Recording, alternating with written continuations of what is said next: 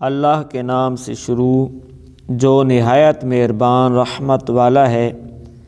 یہی وہ لوگ ہیں جن کے اعمال دنیا و آخرت میں برباد ہو گئے اور ان کا کوئی مددگار نہیں۔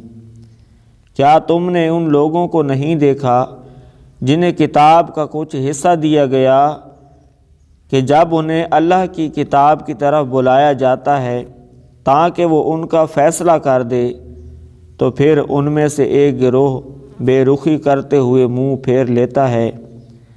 یہ جرأت انہیں اس لیے ہوئی کہ وہ کہتے ہیں کہ ہرگز ہمیں آگ نہ چھوئے گی مگر گنتی کے چند دن، اور انہیں ان کی ایسی ہی من گھڑت باتوں نے ان کے دین کے بارے میں دھوکے میں ڈالا ہوا ہے۔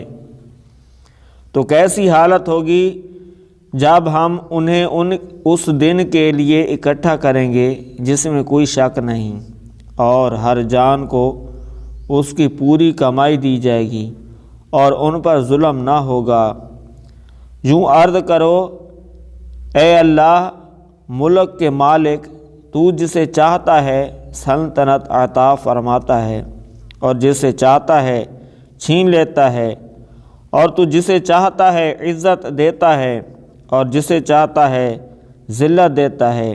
تمام بھلائی تیرے ہی ہاتھ میں ہے، بے شک تو ہر شے پر قدرت رکھنے والا ہے۔